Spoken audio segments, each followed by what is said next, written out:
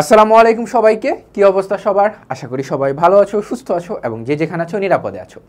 আজকে তোমাদের জন্য আমি নিয়ে চলে আসলাম হালকেনস্টাইন এইচএসসি একাডেমিকের পক্ষ থেকে সমাজবিজ্ঞান প্রথম পত্রের পঞ্চম অধ্যায় লেকচার 1-এ, যেখানে আমরা আলোচনা করব সামাজিক প্রতিষ্ঠান সম্পর্কে এবং এই সামাজিক প্রতিষ্ঠানের গুরুত্ব সম্পর্কে, এবং একই সাথে আলোচনা করার চেষ্টা করব তোমাদের সকলের চাওয়া পাওয়া আশা আকাঙ্ক্ষা বিবাহ, এবং এই বিবাহের আবার প্রকারভেদ এবং এই বিবাহের সামাজিক গুরুত্ব সম্পর্কেও আজকের এই লেকচারে আমরা আলোচনা করার চেষ্টা করব। এবং এই পুরো লেকচার জুড়ে সাথে আছি আমি মাহমুদুল হাসান তায়েফ, পড়াশোনা করছি চট্টগ্রাম বিশ্ববিদ্যালয়ে সমাজ বিজ্ঞান বিভাগ। এবং চলো দেরি না করে শুরু করা যাক। প্রথমে দেখি সামাজিক প্রতিষ্ঠানের ধারণা। প্রতিষ্ঠান কি? প্রতিষ্ঠান কি ভাই প্রশ্ন জাগে না? সামাজিক বাদ দিলাম আগে, ঠিক আছে। প্রতিষ্ঠান হচ্ছে ইনস্টিটিউশন। ইনস্টিটিউশন ইনস্টিটিউশন কি? ইনস্টিটিউশন হচ্ছে মনে করো হালকেনস্টাইন কোম্পানি। এই হালকেনস্টাইন কোম্পানি যে তোমরা পড়তেছো, এই হালকেনস্টাইন কোম্পানির মধ্যে এই কোম্পানির যে ধারণা সেটা হচ্ছে একটা কি ইনস্টিটিউশন। তেমনই মনে করো বাংলাদেশ ব্যাংক। এই বাংলাদেশ ব্যাংক কি? বাংলাদেশ ব্যাংক হচ্ছে আরেক রকমের ইনস্টিটিউশন। তারপরে মনে করো আরও একটা বিখ্যাত কোম্পানির নাম বলি, যেমন মনে করো রেড ক্রিসেন্ট বা রেড ক্রস, এটা হচ্ছে আরও একটা ইনস্টিটিউশন। এইরকমভাবে এই ইনস্টিটিউশনগুলো যখন সমাজের উপর অ্যাপ্লিকেবল হয়ে যায়, অর্থাৎ প্রতিষ্ঠান যখন সামাজিক ভিত্তিক হয়ে যায়, সেটা হচ্ছে সামাজিক ইনস্টিটিউশন। ভাই বুঝলাম না, ঠিক আছে, না বুঝারই কথা, আমি তোমাকে উদাহরণ দিই তাহলে বুঝবা। কিছু কিছু সামাজিক প্রতিষ্ঠান আছে, যেমন মনে করো আজকে যেটা পড়বো বিবাহ, বা মনে করো পরিবার, হ্যাঁ, বা মনে করো বিবাহ পরিবার, তারপর হচ্ছে মনে করো শিক্ষা, তারপর হচ্ছে মনে করো সামাজিকীকরণ, সামাজিকীকরণ, হ্যাঁ, তারপর মনে করো বিভিন্ন ধর্মীয় প্রতিষ্ঠান, এই ইত্যাদি বিষয়গুলো কি এক একটা হচ্ছে আমার কি সামাজিক প্রতিষ্ঠান। যে বিবাহ কি? সামাজিক প্রতিষ্ঠান, অর্থাৎ সমাজের মধ্যকার একটা প্রতিষ্ঠান। পরিবার কি? সমাজের মধ্যকার একটা প্রতিষ্ঠান। জ্ঞাতি সম্পর্ক, এটি কি সমাজের মধ্যকার একটা প্রতিষ্ঠান। ধর্মীয় প্রতিষ্ঠান, এটি কি সমাজের মধ্যকার একটা প্রতিষ্ঠান। যেমন কি মসজিদ, মন্দির, গির্জা, প্যাগোডা। বিদ্যালয়, এটি কি একটা সামাজিক প্রতিষ্ঠান। এই বিদ্যালয়ের অন্তর্ভুক্ত যে শিক্ষা, সেই শিক্ষাটা কি? এটা সামাজিক প্রতিষ্ঠান। পরিবারের মাধ্যমে মানুষ কি পায়? সামাজিকীকরণের প্রাথমিক শিক্ষা পায়। এই সামাজিকীকরণটা কি? এটাও একটা সামাজিক প্রতিষ্ঠান। এবং এই পুরো সামাজিক প্রতিষ্ঠান নিয়ে চলো সামনে আমরা আলোচনা করার চেষ্টা করি। কি বলা হয়েছে? বলা হচ্ছে যে ইংরেজি ইনস্টিটিউশন শব্দের বাংলা শব্দ হচ্ছে প্রতিষ্ঠান, এবং সমাজের প্রচলিত বিভিন্ন রকমের বিধি, কর্মপদ্ধতি এবং সমাজের মধ্যে সে সম্পর্ক প্রতিষ্ঠিত রয়েছে। অর্থাৎ বিধি কি? বিধি হচ্ছে আমরা যা কাজ করি আর কি। কর্মপদ্ধতি কি? এই যে কাজটা করতেছি, এই কাজটা কী উপায়ে করতেছি সেটা। এবং সমাজের মধ্যে যে প্রতিষ্ঠিত সম্পর্ক আছে, মানুষের মধ্যে মানুষের যে সম্পর্ক, তোমার সাথে আমার যে সম্পর্ক, হ্যাঁ, বা হচ্ছে মনে করো তোমার সাথে আমার সম্পর্ক বাদ দেওয়া, মনে করো একজন হাজব্যান্ডের সাথে তার ওয়াইফের যে সম্পর্ক, অর্থাৎ প্রতিষ্ঠিত যে সম্পর্কগুলা, এই সম্পর্কগুলার আলটিমেট রূপই হচ্ছে আমার সামাজিক প্রতিষ্ঠান। অর্থাৎ সামাজিক প্রতিষ্ঠানের আমরা একটা ওভারঅল জেনারেল সংজ্ঞা শিখলাম, তারপরে আমরা বিস্তারিত বা হচ্ছে তোমার প্রামাণ্য সংজ্ঞার দিকে যাবো আস্তে আস্তে। অন্যভাবে বলা যায় সামাজিক রীতিনীতি প্রথা পদ্ধতির নানা রূপ, যার মধ্যে রয়েছে সুনির্দিষ্ট নিয়মাবলী। অর্থাৎ প্রথা পদ্ধতি এবং হচ্ছে রীতিনীতি। রীতিনীতি কি? যেগুলো মনে করি আমরা পালন করি, এবং প্রথা পদ্ধতি হচ্ছে যেগুলো আমরা যুগ যুগ ধরে চলে আসছে। এইরকম প্রথা পদ্ধতি এবং রীতিনীতির যে সামাজিক বা সুনির্দিষ্ট নিয়মকানুন মেনে যখন একটা কার্যক্রম পরিচালনা করা হয়, তাই হচ্ছে সামাজিক প্রতিষ্ঠান। উদাহরণ হিসেবে মনে করো কি ভাই? বিবাহ। আজকের দিনে তুমি যদি বিয়ে করতে যাও, তোমার কি করা লাগবে? একবার হলুদ অনুষ্ঠান করা লাগবে, একবার হচ্ছে তোমার মেহেদি অনুষ্ঠান করা লাগবে, তারপর হচ্ছে কি, তারপরে বউ ভাত, তারপরে কী বলে রিসিপশন বলে, তারপর হচ্ছে বিয়ে। অর্থাৎ আলটিমেটলি একজন কাজী ডাক দিবে, তুমি কাজী ডাক দিয়ে তুমি বলবা কবুল, সে বলবে, অর্থাৎ সুনির্দিষ্ট নিয়মাবলীর মধ্য দিয়ে তোমাকে যাওয়া লাগবে। এবং এই কারণে এটা হচ্ছে তোমার কি সামাজিক প্রতিষ্ঠান। তারপর হচ্ছে মনে করো শিক্ষা। একটু আগে বললাম শিক্ষা কীভাবে। মনে করো তুমি আমার কাছে পড়তেছো, তুমি আমার কাছে পড়তেছো, এটার মধ্যে তোমার সুনির্দিষ্ট নিয়মাবলী কি? সুনির্দিষ্ট নিয়মাবলী হচ্ছে এরকম যে এই যে পড়তেছো পড়তেছো পড়তেছো পড়তেছো নিয়মের মধ্য দিয়ে পড়তেছো। যেমন যে তুমি একটু বই খাতা নিয়ে বসছো, পাশে আমার ক্লাস দেখার জন্য আমার ক্লাস নিয়ে বসছো, বা হচ্ছে আমার কাছে না পড়ে তুমি যখন ক্লাসে পড়াশোনা করো, তখন কি টিচারের দিকে তুমি তাকায় থাকো, একটু নোট করো, একটু বইয়ের দিকে দাগ দাও। এই বিষয়গুলো হচ্ছে প্রত্যেকটা সুনির্দিষ্ট নিয়মাবলী নিয়ে, ঠিক আছে। এরপর সাধারণ অর্থে প্রতিষ্ঠান বলতে সাধারণত কতকগুলো প্রতিষ্ঠিত কার্যপ্রণালীকে বোঝায়। এই প্রতিষ্ঠিত কার্যপ্রণালীগুলো কি কি? প্রতিষ্ঠিত কার্যপ্রণালী হচ্ছে যে এই যে কাজকর্মগুলো আছে, কার্যক্রমগুলো আছে, একটু আগে যেগুলো আমরা ব্যাখ্যা করে আসলাম। এরপর মূলত সামাজিক প্রতিষ্ঠান হলো সামাজিক কাঠামো ও যন্ত্র বিশেষ, অর্থাৎ সামাজিক প্রতিষ্ঠান কি? সামাজিক কাঠামো ও যন্ত্রবিশেষ যার মাধ্যমে মানুষ সমাজের প্রয়োজন মেটানোর জন্য বিভিন্ন ধরনের কার্যক্রম সংগঠিত করে এবং নিয়ন্ত্রিত করে ও বাস্তবায়িত করে। আধুনিক সমাজে উল্লেখযোগ্য প্রতিষ্ঠানগুলো হচ্ছে, মার্ক দ্যাট আউট, এই যে আমরা আসতেছি, পরিবার, শিক্ষা, ধর্ম, রাজনীতি, অর্থনীতি ইত্যাদি ইত্যাদি কি এক একটা ইন্ডিভিজুয়াল সামাজিক প্রতিষ্ঠান। ওকে, এরপর সমাজবিজ্ঞানী ম্যাকাইভার ও পেজ তাদের সোসাইটি নামক গ্রন্থে বলেন, এই গ্রন্থগুলোর নাম তোমাদের এমসিকিউ এর জন্য খুব বেশি পরিমাণে ইম্পর্টেন্ট। কিসের জন্য ইম্পর্টেন্ট? এমসিকিউ এর জন্য। কি বলছেন? যে প্রতিষ্ঠান হলো সেসব প্রতিষ্ঠিত কর্মপদ্ধতি যার মাধ্যমে গোষ্ঠীর কার্যাবলীর বৈশিষ্ট্য প্রতিফলিত হয়, এবং এই সংজ্ঞাটা তোমরা মুখস্থ করে রাখতে পারো, তোমাদের উপকার হবে। এরপর হার্টন এবং হান্ট তাদের সোশিওলজি গ্রন্থে বলেন, অ্যাগেইন গ্রন্থের নামগুলো কিসের জন্য ইম্পর্টেন্ট? এমসিকিউ এর জন্য ইম্পর্টেন্ট, ঠিক আছে? গ্রন্থের নামগুলো মনে রাখা লাগবে। কি বলে? যে সামাজিক প্রতিষ্ঠানের ধারণা ব্যাখ্যা করতে গিয়ে বলেন, সামাজিক প্রতিষ্ঠান হলো বিভিন্ন সম্পর্কের এক সুসংগঠিত ব্যবস্থা, বিভিন্ন সম্পর্কের এক সুসংগঠিত ব্যবস্থা। মনে করো রাজনৈতিক সামাজিক একটা মানে রাজনীতি কি? রাজনৈতিক প্রতিষ্ঠান হচ্ছে সামাজিক একটা প্রতিষ্ঠানের একটা অংশ। তোমার সাথে তোমার অমুক ভাই, অমুক নেতার যেটা সুসম্পর্ক আছে, ভাই ডাক দিলে রাত 3টা বাজে হইলো আমাকে দৌড়াইতে হবে।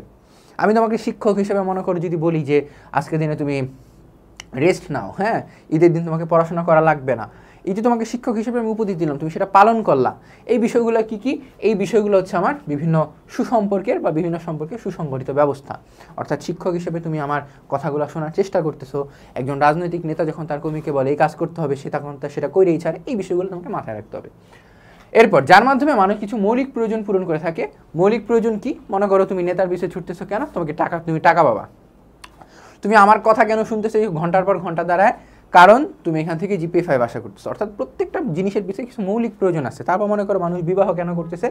কারণ যাতে সে পরিবার গঠন করতে পারে। মানুষ পরিবার কেন গঠন করতেছে?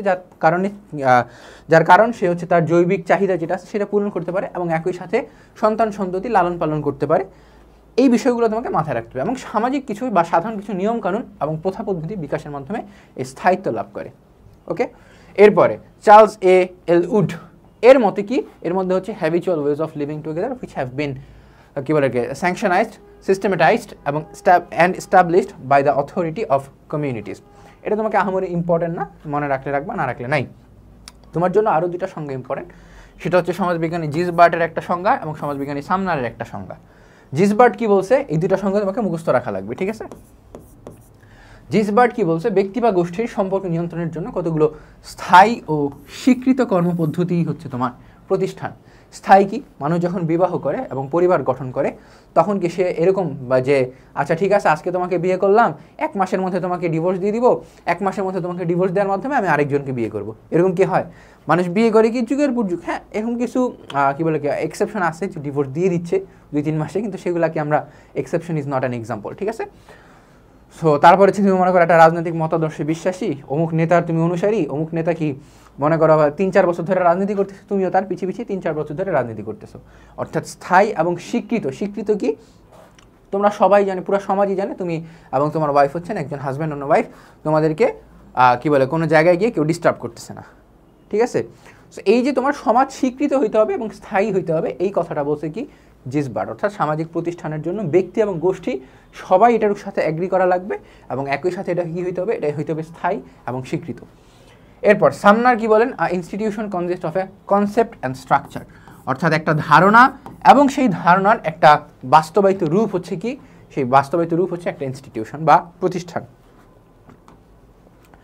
গিলিন এবং গিলিন নামটা খুব ইম্পর্টেন্ট, মানে ইম্পর্টেন্ট না, নামটা খুব ইন্টারেস্টিং। কীভাবে ইন্টারেস্টিং? আমার কাছে খুব মজার লাগে যে একই নাম মনে করে দুইজনের, হ্যাঁ, বা গিলিন এবং গিলিন, এনারা কি বলছেন যে a social institution is a functional configuration of culture pattern which possesses a certain permanence and which is intended to satisfy felt social needs. ওকে, এটাও তোমার আহামরি ইম্পর্টেন্ট না, ইম্পর্টেন্ট তোমার আমি কখন কোথায় আসবে সেটা আমি বলে দিব তোমাকে। এইটুকু তুমি একবার রিডিং মেরে রাখবা এবং এইটুকু কেন রিডিং মেরে রাখবা? এইটুকুর মধ্যে তোমাকে এতগুলা যে প্রামাণ্য সংজ্ঞা শিখলা, সেই এতগুলা প্রামাণ্য সংজ্ঞার একটা ওভারঅল সামারি দেওয়া হয়েছে। ওকে, আসো এবার হচ্ছে আমরা মেইন কনসেপ্টে যাই। মেইন কনসেপ্ট কি? এতগুলো সংজ্ঞা যে আমরা বিশ্লেষণ করলাম, তাহলে সামাজিক প্রতিষ্ঠান এতগুলো সংজ্ঞা বিশ্লেষণ করে আমরা কি পাই? আলটিমেটলি পাই হচ্ছে সামাজিক প্রথা ও সংস্কারের উপর প্রতিষ্ঠিত। অর্থাৎ এই বিষয়গুলো আছে যে এই যে তোমার মনে করো বিবাহ, পরিবার, তারপর হচ্ছে ধর্মীয় শিক্ষা, রাজনৈতিক শিক্ষা, বা হচ্ছে তোমার মনে করো এই যে শিক্ষা ইন জেনারেল, বিদ্যালয় প্রতিষ্ঠান, এই বিষয়গুলো কি একটা প্রথা ও সংস্কারের উপর প্রতিষ্ঠিত। যে প্রথা ও সংস্কার কি, তুমি মনে করো জিপিএ 5-এর জন্য পড়াশোনা করতেছো, এই যে জিপিএ 5 সিস্টেম, এই সিস্টেমটা কি একটা সংস্কার এবং প্রথার উপর দাঁড় করানো। জিপিএ 5 না পাইলে তুমি ভার্সিটিতে ঠিকমতো পরীক্ষা দিতে পারবে না, অনেক ক্ষেত্রে অ্যাপ্লাই করারও যোগ্যতা তোমার থাকবে না, সব ভার্সিটিতে না, বেশিরভাগ ভার্সিটিতে পারা যায়, ঠিক আছে। সো মানে ওভারঅল তুমি কম্পিটিশন থেকে আগেই পিছিয়ে যাবা।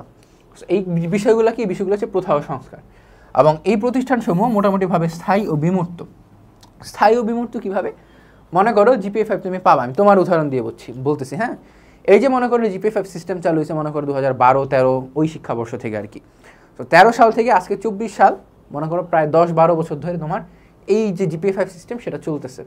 তাহলে আলটিমেটলি কী দাঁড়াইলো, তাহলে আলটিমেটলি দাঁড়াইলো হচ্ছে এগুলো হচ্ছে স্থায়ী ও বিমূর্ত। অ্যাগেন আমি উদাহরণ দিয়েছিলাম ডিভোর্সের যে কথাটা, যে বিয়ে হইলে কি তুমি নগদে 1-2 মাসের মধ্যে ডিভোর্স দিয়ে দিবা না, বিয়ে হওয়ার উদ্দেশ্য হচ্ছে সারা জীবন একসাথে হাতে হাত ধরে চলার কারণ। ওকে, সমাজের মানুষকে নিয়ন্ত্রণ করার বিশেষ কৌশল, সমাজের মানুষকে নিয়ন্ত্রণ করার বিশেষ কৌশল কীভাবে, এটা যে তুমি আজকের দিনে পড়াশোনা করতেছো ভালো স্টুডেন্ট হওয়ার জন্য, ভালো স্টুডেন্ট হওয়ার মাপকাঠি কি, ভালো স্টুডেন্ট হওয়ার মাপকাঠি হচ্ছে তুমি জিপিএ 5 পাবা, পরবর্তীতে কোনো একটা প্রতিষ্ঠিত বিশ্ববিদ্যালয়ে চান্স পাবা। কিন্তু এই যে তোমার মাপকাঠি, হ্যাঁ, মানুষকে নিয়ন্ত্রণ করা মাপকাঠি, এই মাপকাঠিটা নিয়ন্ত্রণ কিভাবে করতেছে ভাই, ঠিক আছে চান্স পেলাম তো কী হয়েছে, নিয়ন্ত্রণ হচ্ছে এই জায়গাটা পর্যন্ত পৌঁছানোর জন্য তোমাকে একটা নির্দিষ্ট রুটিন মেনে চলতে হবে। যে না, তুমি সকালবেলা উঠতেছো, স্কুল কলেজের ক্লাস করতেছো, হালকেনস্টাইনের ক্লাস করতেছো, এবং হালকেনস্টাইনের ক্লাস করার পর দিনের একটা নির্দিষ্ট সময় ধরে তুমি কী করতেছো, নির্দিষ্ট সময় ধরে তুমি নিচের টেবিলে বসে পড়াশোনা করতেছো। অর্থাৎ আলটিমেটলি কী বিষয়টা মানুষকে নিয়ন্ত্রণ করতে পারে এই সামাজিক প্রতিষ্ঠানগুলো। আমি ধর্ম নিয়ে উদাহরণ দিই, প্রত্যেক শুক্রবার কী করতেছো, তুমি নামাজ পড়তে যাচ্ছ, জুম্মার নামাজ। এছাড়াও যারা 5 ওয়াক্ত নামাজ পড়ে তাদের জন্য তো অবশ্যই অনেক অনেক ভালো।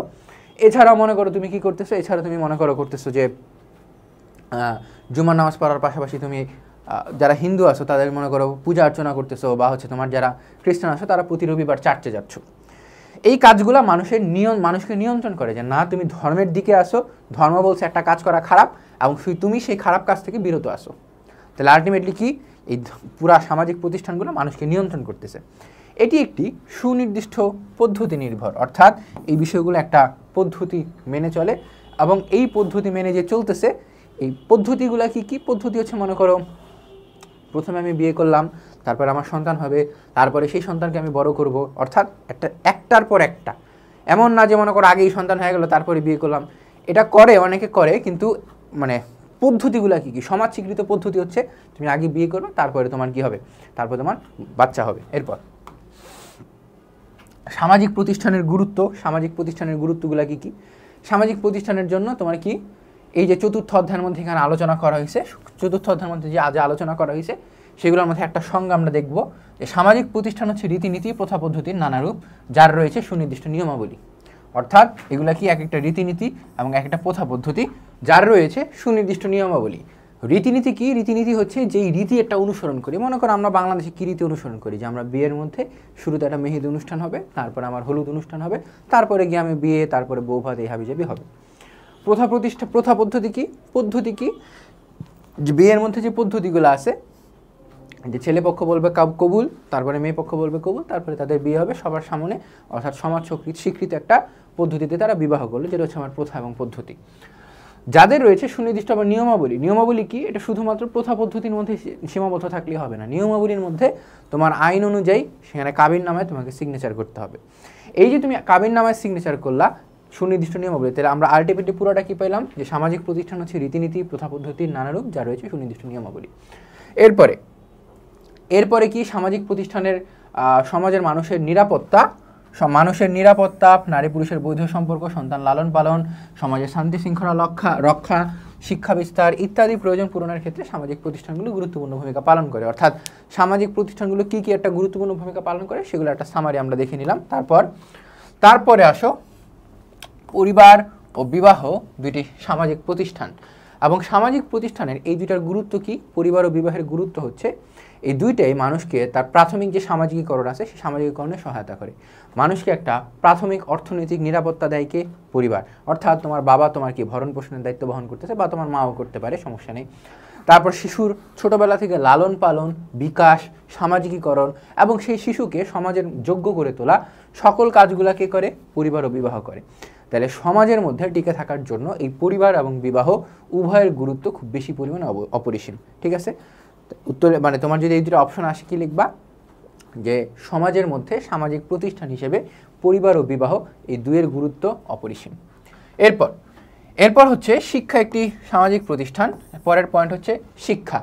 শিক্ষা কি? শিক্ষা হচ্ছে মানুষের মধ্যে মনুষ্যত্ববোধ জাগ্রত করতে সহায়তা করে এবং এই শিক্ষার দ্বারাই মানুষ নিয়মানুবর্তী হয়ে ওঠে এবং এই শিক্ষার মাধ্যমে মানুষ সমাজের মধ্যে স্টাবলিশড হওয়া যে কনসেপ্ট, এই যে মনে করো তুমি পড়াশোনা করতেছো কেন, যে ভাই আমি এইচএসসিতে জিপিএ 5 পাবো, কোনো একটা প্রতিষ্ঠিত বিশ্ববিদ্যালয়ে চান্স পাবো, সেই প্রতিষ্ঠিত বিশ্ববিদ্যালয় থেকে কোনো একটা সার্টিফিকেট নিয়ে বের হওয়ার পর আমি কি করব, তোমার ভবিষ্যতে বিসিএস ক্যাডার হওয়ার আমার একটা টার্গেট আছে বা আমি বিদেশে চলে যাবো আর কি। তো এই যে তোমার একটা আলটিমেট গোল আছে, সেই গোল পূরণ করতে গিয়ে সহায়তা করবে শিক্ষা এবং মানুষকে মানুষের মতো গড়ে তোলা। যেটা শিক্ষার একমাত্র উদ্দেশ্য হচ্ছে মানুষের মধ্যে একটা ইতিবাচক পরিবর্তন আনা। অর্থাৎ তুমি আগে যদি একটু মনে করো ডাম ছিলা, এখন বর্তমানে মনে করো একটু চালাক চতুর বা হচ্ছে সমাজের সাথে ভালোভাবে খাপ খেয়ে নেওয়ার যে অ্যাবিলিটিটা আছে, সেই অ্যাবিলিটি তোমাকে দিবে হচ্ছে শিক্ষা। আসো ভিতরে আমরা কি দেখতে পারি, ভিতরের মধ্যে আমার এতটুকু দরকার আছে যে শিক্ষার মাধ্যমে শিক্ষার প্রকৃত বাস্তব অলংকারিক ও ব্যবহারিক উভয় রূপ উদ্দেশ্য সাধিত হবে। অর্থাৎ মানুষের যে বিকাশ করার জন্য বিকশিত হওয়ার জন্য প্রকৃত বাস্তব, অর্থাৎ আমি শুধুমাত্র তাত্ত্বিকভাবে পড়লেই হবে না, বাস্তব জীবনে আমার শিক্ষা যাতে ভালোভাবে ফুটিয়ে তোলে, শিক্ষা সেই সামাজিকীকরণে বা সামাজিক প্রতিষ্ঠান হিসেবে সেই দায়িত্বটা পালন করে। অলংকারিক ও হচ্ছে তোমার কি ব্যবহারিক, যে শুধুমাত্র আমি সারাদিন মুখের মধ্যে বুলি আওড়াইতেছি যে মানুষের সেবা করো, মানুষের উপকার করো, তাইলে হবে না, সে তোমাকে কি করতে হবে, ব্যবহারিকভাবে নিজে সেটার দৃষ্টান্ত স্থাপন করতে হবে এবং সামাজিক প্রতিষ্ঠান হিসেবে তাই শিক্ষার গুরুত্ব অপরিসীম। এরপর সাংস্কৃতিক প্রতিষ্ঠান সামাজিক প্রতিষ্ঠানের আওতাভুক্ত। তাহলে সাংস্কৃতিক প্রতিষ্ঠান নিয়ে তুমি একটা কথা বলতে পারো। সাংস্কৃতিক প্রতিষ্ঠান কি? সাংস্কৃতিক প্রতিষ্ঠান হচ্ছে মনে করো শিল্পকলা, নাট্যমঞ্চ, ক্রিকেট, তারপর বিভিন্ন রকমের খেলাধুলা, তারপর হচ্ছে মনে করো সংস্কৃতির ক্ষেত্রে আরও কি, যে দেখো সাহিত্য সংঘ, সঙ্গীত চর্চা, চিত্রকলা, ক্রীড়া সংঘ, এই বিষয়গুলো হচ্ছে তোমার সাংস্কৃতিক প্রতিষ্ঠান। এবং মনে করো যে ছেলেটা নেশা করে এবং যে ছেলেটা নেশা করে না, এই দুটোর মধ্যে পার্থক্য কি? পার্থক্য হচ্ছে একজন নিজের যে ফ্রি টাইমটা আছে সেই ফ্রি টাইমটার মধ্যে একলা থাকে এবং বিষণ্ণতায় ভোগে, আরেকজন হচ্ছে সেই সময়টার মধ্যে মনে করে কোনো একটা এক্সট্রা কারিকুলার অ্যাক্টিভিটিস করে, হইতে পারে কোনো একটা ক্লাব করে, হইতে পারে সে কোনো মনে করো মাঠের মধ্যে ক্রিকেট খেলে, ফুটবল খেলে, বা হইতে পারে সে সঙ্গীত চর্চা করে। অর্থাৎ এক্সট্রা কারিকুলার অ্যাক্টিভিটিস মানুষকে মাদক থেকে দূরে রাখে, এক্সট্রা কারিকুলার অ্যাক্টিভিটিস বা সাংস্কৃতিক যে প্রতিষ্ঠানসমূহ আছে সেই বিষয়গুলো মানুষকে বিষণ্ণতা থেকে দূরে রাখে। এই এক্সট্রা কারিকুলার অ্যাক্টিভিটিস বা সাংস্কৃতিক প্রতিষ্ঠানগুলো মানুষকে কী বলে এটাকে, মানুষ হিসেবে বিকশিত হতে সহায়তা করে। কারণ মনে করো তুমি একটা ক্লাবের মধ্যে আসো এবং সেই ক্লাবের মধ্যে একটা লিডিং পজিশনে গেলা, তাহলে এই এক্সট্রা কারিকুলার অ্যাক্টিভিটি বা সাংস্কৃতিক প্রতিষ্ঠান তোমাকে কী হলো, তোমার ভিতরের যে লিডারশিপ স্কিলটা আছে সেই লিডারশিপ স্কিল ডেভেলপ করার জন্য সহায়তা করতেছে। ঠিক আছে, এরপর সামাজিক প্রতিষ্ঠান ব্যক্তির আচার আচরণ, নিরাপত্তা, নারী পুরুষের বৈধ সম্পর্ক, শিক্ষা, প্রয়োজনীয় জ্ঞান, মূল্যবোধ দৃষ্টিভঙ্গির বিকাশ সাধন করতে পারে। অর্থাৎ আচ্ছা আরেকটা ভালো কথা তোমাদেরকে বলে নেই, এই বিষয়টা হচ্ছে যে এই সামাজিক প্রতিষ্ঠানের গুরুত্ব, এই গুরুত্বটা তোমার গ বা হচ্ছে ঘ মার্কে আসতে পারে। গ এবং ঘ মার্কের জন্য এটা ইম্পর্টেন্ট। ঠিক আছে, এরপর আচার আচরণ, নিরাপত্তা, মানুষের কি আচার আচরণের যে দৃষ্টিভঙ্গির পজিটিভ চেঞ্জ, সেই পজিটিভ চেঞ্জটা আনে কে? পজিটিভ চেঞ্জটা আনে হচ্ছে আচার আচরণ। মানুষের নিরাপত্তা দেয় কে? এই সামাজিক প্রতিষ্ঠান। সামাজিক প্রতিষ্ঠানের মধ্যে মনে করো গ্রাম পর্যায়ে তুমি যদি বলো মনে করো পঞ্চায়েত, বা হচ্ছে মনে করো একটা শিশু কিশোর সংঘ, যে জায়গার মধ্যে তোমার ইফটিজিংকে প্রতিহত করা হয়, তাহলে মানুষের নিরাপত্তা বিকাশে পরোক্ষভাবে হলেও সহায়তা করে হচ্ছে এই সামাজিক প্রতিষ্ঠান। নারী পুরুষের বৈধ সম্পর্ক কিভাবে হয়? সেটা হচ্ছে বিবাহের মাধ্যমে, পরিবার গঠনের মাধ্যমে। শিক্ষা কি? শিক্ষা হচ্ছে মানুষের মধ্যে মনুষ্যত্ববোধ জাগ্রত করে। প্রয়োজনীয় জ্ঞান কি? সেই প্রয়োজনীয় জ্ঞান হচ্ছে তুমি সমাজে মানুষের মতো মানুষ অর্জন এবং সমাজের মধ্যে ভালোভাবে খাপ খাইয়ে নেওয়ার জন্য যে জ্ঞানটা প্রয়োজন সেটা হচ্ছে আমার প্রয়োজনীয় জ্ঞান। এরপরে কি? মূল্যবোধ দৃষ্টিভঙ্গির বিকাশ। মূল্যবোধ দৃষ্টিভঙ্গির বিকাশ কি? মানুষের মধ্যে মনে করে একটা ভিতরে মূল্যবোধ আছে এবং এই মূল্যবোধটা জাগ্রত করা, এই মূল্যবোধটাকে বিকশিত করা, এই সকল কিছু দায়িত্ব পালন করে হচ্ছে এই সামাজিক প্রতিষ্ঠান, যার মধ্যে মনে করো সাংস্কৃতিক প্রতিষ্ঠান কিন্তু অন্যতম ছিল। আমরা বলছিলাম যে আগের এই মানুষের দৃষ্টিভঙ্গির পরিবর্তন এবং মূল্যবোধের বিকাশ, এই বিকাশ করার জন্য হচ্ছে তোমার সবচেয়ে বেশি ভূমিকা পালন করে সাংস্কৃতিক প্রতিষ্ঠান। এরপরে সামাজিক প্রতিষ্ঠান মানুষের মধ্যে নীতিবোধ, গঠনমূলক চরিত্র বিকাশের ক্ষেত্রেও জনগণকে সঠিকভাবে পরিচালিত হতে সহায়তা করে। অর্থাৎ মানুষের মধ্যে একটা নীতিবোধ আছে। নীতিবোধটা কি? মনে করো তোমার ভিতরে বা আমার ভিতরে নীতিবোধ আছে যে না, রাস্তাটা কুকুর দেখলে তাকে ইট বা ঢিল ছুঁড়ে মারা যাবে না। এই যে নীতিবোধ, সেই নীতিবোধটা আসে কোত্থেকে? বা হচ্ছে মূল্যবোধ বা আদর্শ বিশ্বাস কাছাকাছি সেম কথা। এই বোধটা আসে হচ্ছে তুমি সামাজিক প্রতিষ্ঠানের মধ্যে আসো এবং তোমার পরিবার তোমাকে বলতেছে না এই কাজ করা যাবে না। গঠনমূলক চরিত্র কি, মনে করো তুমি একসাথে 3টা মেয়েকে ডাবল টাইমিং না ট্রিপল টাইমিং করো আর কি, কেউ করিও না, ঠিক আছে, কেউ করিও না, সবাই লয়াল থেকো। যাই হোক, মনে করো ট্রিপল টাইমিং তুমি করো বা ডাবল টাইমিং করো, এই বিষয়টা হচ্ছে তোমার নিজের চরিত্র হিসেবে তোমাকে নিচের দিকে নিয়ে যায়, অর্থাৎ তুমি ক্যারেক্টারলেস হয়ে পড়ো। এবং সামাজিক প্রতিষ্ঠান, তোমার পরিবার তোমাকে শিক্ষা দেয় যে না লয়াল থাকতে হবে, তোমার আশেপাশের ধর্ম বা ধর্মীয় প্রতিষ্ঠান তোমাকে শিক্ষা দেয় তোমাকে লয়াল থাকতে হবে, তোমার আশেপাশের যে সাংস্কৃতিক প্রতিষ্ঠানগুলো আছে সেগুলো তোমাকে শিক্ষা দিচ্ছে যে তোমাকে লয়াল থাকতে হবে। তোমার শিক্ষা হইতে পারে সেটা পারিবারিক শিক্ষা বা হচ্ছে তোমার বিদ্যালয় বা প্রাতিষ্ঠানিক শিক্ষা, এই সকল কিছু তোমাকে শিক্ষা দেয় তোমাকে লয়াল থাকতে হবে। তাহলে আলটিমেটলি তোমাকে সামাজিক প্রতিষ্ঠান কী করলো, সামাজিক প্রতিষ্ঠান তোমাকে গঠনমূলক চরিত্র বিকাশের জন্য সহায়তা করলো। এবং এই যে গঠনমূলক চরিত্র এবং হচ্ছে নীতিবোধ, এই দুইটার জন্য হইলো তোমাকে সামাজিক প্রতিষ্ঠানের গুরুত্ব আমাদের অপরিসীম। ওকে, এরপর সামাজিক প্রতিষ্ঠান মানব সমাজের নিরাপত্তা ও স্থায়িত্ব, মানব সমাজের নিরাপত্তা ও স্থায়িত্ব সংরক্ষণের ক্ষেত্রে গুরুত্বপূর্ণ। মানব সমাজের নিরাপত্তা কীভাবে, তুমি যখন একটা সাংস্কৃতিক মনে করো কিছুদিন আগে, হ্যাঁ, আমাদের যখন বিপ্লবী সরকার আসলো জুলাই বিপ্লবের পরে, সেই মাঝখানের সময়টুকুর মধ্যে কী হলো, সারা দেশের মধ্যে ডাকাত বেড়ে গেল। তখন কী হলো, বিভিন্ন স্থানীয় সংঘগুলো আছে বা যুব সংঘ, যুব উন্নয়ন সংঘ, ক্রীড়া সংঘ, এরা একসাথে বসলো, একসাথে বসা তোমার নিজেদের এলাকা নিজেরাই পাহারা দিত, আর যেখানে পুলিশ অ্যাবসেন্ট সেখানে আমরা নিজেরাই পাহারা দিব। সো এই যে তোমার নিজেদের নিরাপত্তা তারা নিজেরা নিশ্চিত করলো, তাহলে মানব সমাজের নিরাপত্তা স্থায়ী সংঘ বা বিভিন্ন মাইক থেকে, মসজিদের মাইক থেকে বলা হচ্ছে যে আপনারা ঘর থেকে বের হন, ডাকাত আসছে, ডাকাত আসছে। তাহলে সেই ধর্মীয় প্রতিষ্ঠানও কিন্তু আলটিমেটলি কি একটা সামাজিক প্রতিষ্ঠান। তাহলে মানুষের নিরাপত্তা এবং স্থায়িত্ব সংরক্ষণ, মানুষ যাতে মানুষ হিসেবে আরও বেশি দিন বাঁচতে পারে, মানুষ যাতে মানুষ হিসেবে কী বলে নিজেদের নিরাপত্তা নিশ্চিতকরণের পাশাপাশি একসাথে মিলেমিশে থাকার যে বন্ডিং, সেই বিষয়টা যাতে নিশ্চিত হইতে পারে, সেই কারণে হচ্ছে মানুষের নিরাপত্তা স্থায়িত্ব সংরক্ষণের জন্য হচ্ছে কি আমাদের সামাজিক প্রতিষ্ঠানের গুরুত্ব অপরিসীম। এরপর সামাজিক প্রতিষ্ঠান সমাজের জনগণের মধ্যে সম্পর্ক, নিয়ম নীতি প্রতিষ্ঠার মাধ্যমে জনগণকে একে অপরের সাথে সম্পৃক্ত এবং যাবতীয় উন্নয়নে সকলকে সুনির্দিষ্ট পথে পরিচালিত করা আছে। এত কিছু লাগবে না, আমি তোমাকে এতটুকু দাগায় দিই যে জনগণের মধ্যে সম্পর্ক, নিয়ম নীতি প্রতিষ্ঠা। সমাজের মধ্যে তুমি আমাকে কোনোদিন চিন্তাও না, জানতাও না, চেহারাও দেখো নাই, জাস্ট কথার কথা আর কি। এই যে তুমি আমাকে চেহারা দেখলা না, তুমি আমাকে যে একজন আননোন পার্সন হিসেবে বর্তমানে দেখতেছো, তার একমাত্র কারণ কি, তার একমাত্র কারণ হচ্ছে একটা সামাজিক প্রতিষ্ঠান। তুমি শিক্ষা নিতে আসছো, তুমি হালকেনস্টাইন প্রতিষ্ঠান, অর্থাৎ প্রতিষ্ঠান হচ্ছে এই ক্ষেত্রে হালকেনস্টাইন, এবং সামাজিক প্রতিষ্ঠান কি তোমার আর আমার মধ্যে যে সম্পর্ক, শিক্ষক ছাত্রের একটা সম্পর্ক। এই যে তুমি আমাকে ডাকতেছো, ভাইয়া আপনি এই ক্লাসটা এইভাবে না নিয়ে এইভাবে নিলে উপকার হয়, ভাইয়া আপনি আমাকে কী বলে দাগানো বইটা ভালোভাবে প্রোভাইড করেন। এই যে তুমি আমার কাছে রিকোয়েস্টগুলো করতেছো, এই রিকোয়েস্টগুলোর প্রেক্ষিতে আমি কী করতেছি, এই রিকোয়েস্টগুলোর প্রেক্ষিতে আমি স্টেপ নিচ্ছি এবং আমি হচ্ছে আমার ক্লাসের কোয়ালিটি বাড়ানোর চেষ্টা করতেছি, বা আমি তোমাকে সময় মতো দাগানো বইগুলো পৌঁছে দিচ্ছি। এই যে তোমার আর আমার মধ্যে যে সম্পর্কগুলো হইলো, এই সম্পর্কের কারণে হচ্ছে জনগণের মধ্যে সম্পর্ক ও যে নীতি আছে সেই নীতি প্রতিষ্ঠা করতে সহায়তা করে কি আমাদের সামাজিক প্রতিষ্ঠানগুলো আছে। আচ্ছা, তারপরে হচ্ছে সামাজিক প্রতিষ্ঠানে জনগণের মধ্যে সৌজন্যবোধ সৃষ্টি করে এবং এই যে জনগণ আছে সেই জনগণের সামাজিকতার উন্মেষ ঘটায়। সৌজন্যবোধ কি আর সামাজিকতা কি? সৌজন্যবোধ হচ্ছে, মনে করো তুমি আমার সাথে গ্রিট করতে আসো যে ভাইয়া কী খবর, সবার আগে করবা হাতটা বাড়া দিবা, ভাই হ্যান্ডশেক করেন। এই যে এটা হচ্ছে সৌজন্যতা বোধ। বা হচ্ছে মনে করো তুমি তোমার কোনো চাচাকে দেখলে কী করবা, সবার আগে চাচা আসসালামু আলাইকুম, কেমন আছেন আপনি। এই যে সৌজন্যতা বোধ, অর্থাৎ নিজের সাথে আরেকজনের যখন ইন্টারাকশন হবে, সেই ইন্টারাকশনের সময় তুমি যে কুশল বিনিময় করলে সেটা হচ্ছে সৌজন্যতা বোধ। আর সামাজিকতার উন্মেষ কি? সামাজিকতার উন্মেষ হচ্ছে, সামাজিকতাটা বুঝি, উন্মেষ তো বুঝি আমরা। সামাজিকতা হচ্ছে একজনের সাথে আরেকজনের মিশার কারণে মানুষের চিন্তা চেতনা, কথাবার্তা যে পরিবর্তন হয়। মনে করো তুমি একজন শিশু, তোমাকে জন্মগ্রহণ করানো হয়েছে মাত্র, এবং তুমি জন্মগ্রহণের পর তোমার বাবা মা ডিসাইড করলো যে তোমাকে কালো একটা গোডাউনের মধ্যে রেখা দেওয়া হবে, যেখানে তুমি কোনো মানুষের দেখা সাক্ষাৎ পাবে না, শুধুমাত্র 3 বেলা তোমাকে খাবার দেওয়া হবে। তোমাকে 10 বছর বয়সে সেই গোডাউন থেকে বের করা হলো, বা হচ্ছে 5 বছর বয়সে তোমাকে সেই গোডাউন থেকে বের করা হলো।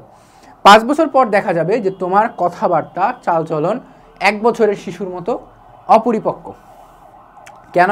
কারণ হচ্ছে তোমার একটা সামাজিকীকরণ হয় না, তুমি আরেকজনের সাথে কীভাবে কথা বলতে হয় সেটা জানো না, অর্থাৎ তোমার একটা সামাজিকতার অভাব আছে, সামাজিকীকরণের অভাব আছে।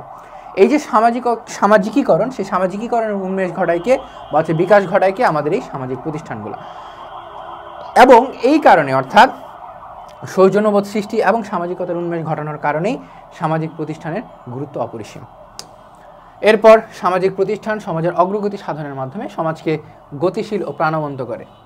সমাজকে গতিশীল ও প্রাণবন্ত কি, এর প্রশ্ন জাগে না? প্রশ্ন হচ্ছে কেন করে আর কি?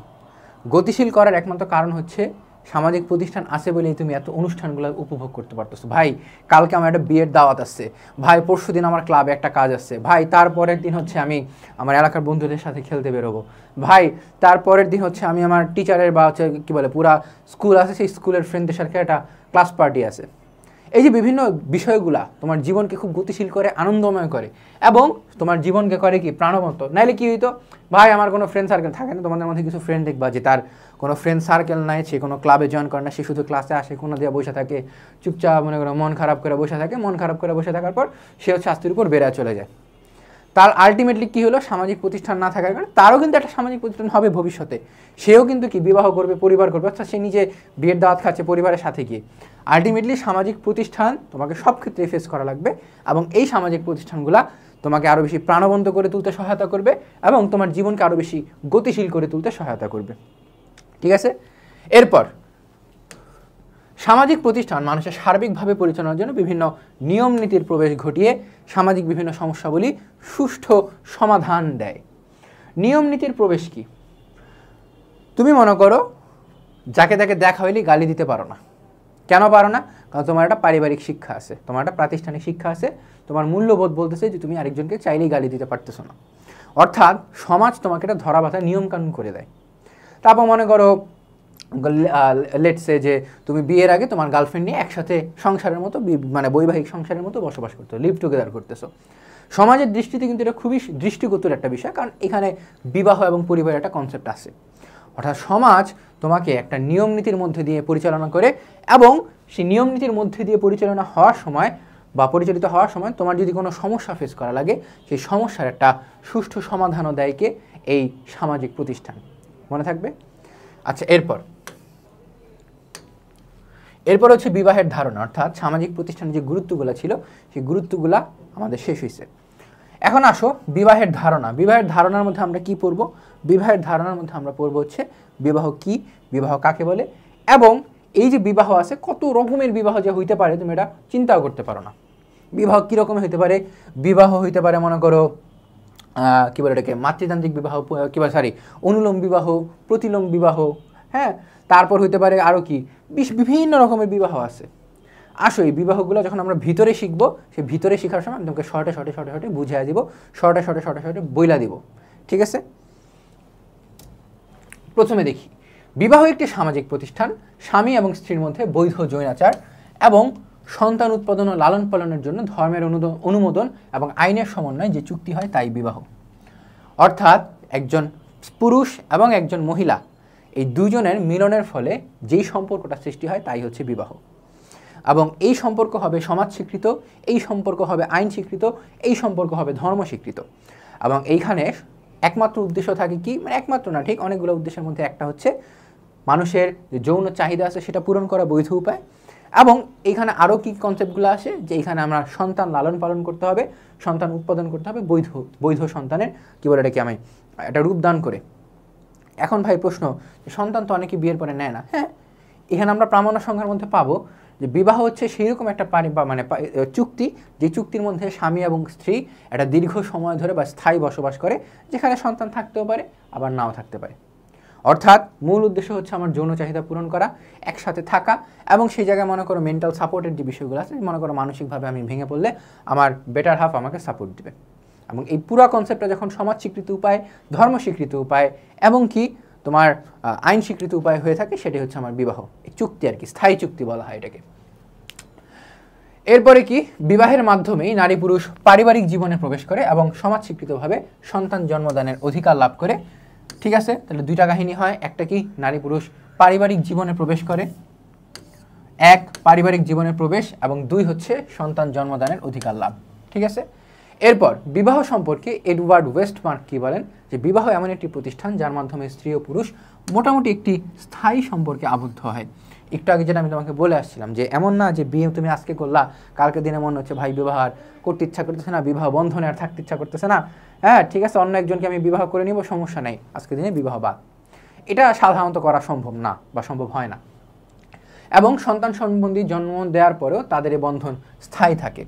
আমরা পরিবার যখন পড়ব, পরিবারের মর্গানের একটা তত্ত্ব আছে, সেই জায়গায় আমরা দেখব যে ওইখানে একটা পরিবার আছে, এক রকমের পরিবারের মানে ধরন পাবো, নামটা আমি এখন বলবো না, সমস্যা নেই, কারণ নামে এই নাম মানে ওই নাম এই ক্লাসে বলতে গেলে তোমাদের মাথা গোলায় যাবে। সেই পরিবারের মধ্যে সন্তান জন্ম দেওয়ার পরে মানুষের ডিভোর্স হয়ে আছে। প্রাচীনকালে হইতো, এখন আর ওরকম হয় না। তো বর্তমানকালে কি মোটামুটিভাবে একটা স্থায়ী সম্পর্ক, স্থায়ী চুক্তি, যে জায়গার মধ্যে মানুষ বিবাহ বন্ধনে আবদ্ধ হওয়ার পর সন্তান সম্বন্ধী উৎপাদন করে এবং সেই উৎপাদনের পরেও তাদের সেই স্থায়ী সম্পর্কটা বিদ্যমান থাকে। ঠিক আছে, এরপর E.R. গ্রোভেস বলে, অর্থাৎ এই সংজ্ঞাটা তোমাদেরকে মনে রাখা লাগবে, এডওয়ার্ড ওয়েস্টমার্কের। ঠিক আছে, ওয়েস্টার মার্চের। E.R. গ্রোভস কি বলেন? E.R. গ্রোভস বলেন বিবাহ হচ্ছে এমন এক বন্ধুত্ব যার আইনগত রেজিস্ট্রেশন আছে এবং যার সামাজিক গোষ্ঠীর সমর্থন আছে, অর্থাৎ সামাজিক স্বীকৃতি আছে। বিবাহ কি আলটিমেটলি একটা বন্ধুত্ব। বিবাহ হচ্ছে তোমার উভয়ের এফোর্টের কারণেই হয়। এরকম যদি হয় দুইজনই মনে করো জব করে, তারা কি করবে? তারা হচ্ছে রাতের বেলা আসবে, রাতের বেলা আসার পর দুইজনই মনে করো একসাথে ডিনার বানাবে। বা মনে করো একজন যদি কী বলে রেখে তোমার অর্থ উৎপাদনের কাজে বা অর্থ আয়ের কাজে নিয়োজিত থাকে, আরেকজন হচ্ছে ঘরের কাজ করবে।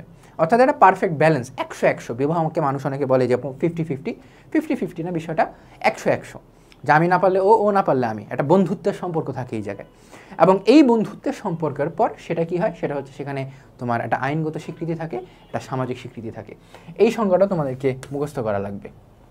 এরপর নৃবিজ্ঞানী ম্যালোনস্কি তার sex and repression in savage society একটা গ্রন্থ আছে, সেই গ্রন্থের মধ্যে বলেন কি, যে বিবাহ হচ্ছে একজন নারী এবং একজন পুরুষের সন্তান সন্ততি জন্মদান এবং লালন পালনের একটি চুক্তি বিশেষ। মেইন কি, দিন শেষে চুক্তি আসবেই।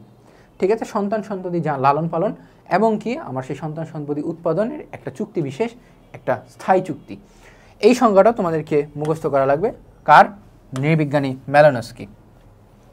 এরপরে এনসাইক্লোপিডিয়া অফ ব্রিটানিকাতে আমরা একটা সংজ্ঞা পাই, যে জায়গার মধ্যে আমরা দেখতে পাই যে বিবাহ হচ্ছে এমন একটি প্রক্রিয়া অনুষ্ঠান, অর্থাৎ প্রক্রিয়া এবং অনুষ্ঠান তো অবশ্যই, যেখানে স্বামী স্ত্রীর সম্পর্কের বৈধতা স্থির হয়।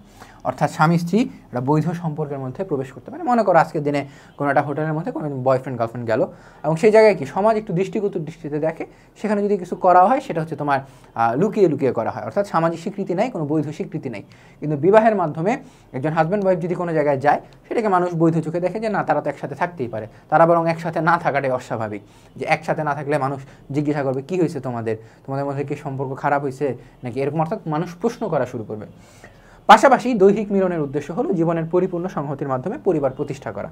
এটা আমার তোমাদেরকে মনে রাখা লাগবে না, কিন্তু এই দুটো সংজ্ঞা E.R. গ্রোভস এবং ম্যালোনস্কি এবং হচ্ছে এডওয়ার্ড ওয়েস্টমার্ক, এই তিনটা সংজ্ঞা তোমাদেরকে মুখস্থ করাই লাগবে।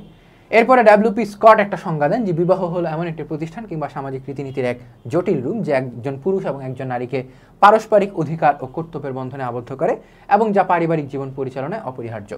এই সংজ্ঞাটা আমার মুখস্থ করা দরকার নেই, এই সংজ্ঞাটা জাস্ট পড়ে যাবে একবার। এবং সমাজবিজ্ঞানী রস বিবাহকে তিনটি কনসেপ্টের মাধ্যমে ব্যাখ্যা করছেন। সমাজবিজ্ঞানী রস তিনটি কনসেপ্টের মাধ্যমে ব্যাখ্যা করছেন। এই তিনটা কনসেপ্ট তোমাদেরকে মুখস্থ করা লাগবে একদম সরাসরি। এবং এই জায়গা থেকে কি আসতে পারে? এই জায়গা থেকে তোমার MCQ আসবে, আমি একটু লিখে দিই। এই জায়গা থেকে কীরকম MCQ আসবে? এই জায়গা থেকে MCQ আসবে হচ্ছে যে আমার বিবাহ যে বন্ধনটা আছে, সেই বিবাহ বন্ধনের মধ্যে সমাজবিজ্ঞানী রস যে ছিলেন, সেই রস কয়টি উপাদানের বা কয়টি কনসেপ্টের কথা বলছেন? তিনটি কনসেপ্টের উপাদান। এবং তিনটি কনসেপ্ট দিয়ে হচ্ছে তোমার এটা একভাবে আসতে পারে যে কয়টি কনসেপ্ট, প্রশ্ন একরকম। আরেক রকম প্রশ্ন আসতে পারে বহুপদী নির্বাচনমূলক, যে নিচের কোনটি সঠিক, 1-2, 1-3, 2-3 নাকি 1-2-3। দুইভাবে MCQ আসতে পারে। আসো দেখি। বিবাহ হলো পবিত্র, অবশ্যই একটা পবিত্র সম্পর্ক, এবং বিবাহকে ফরজ করা হয়েছে ইসলাম ধর্মের মতে।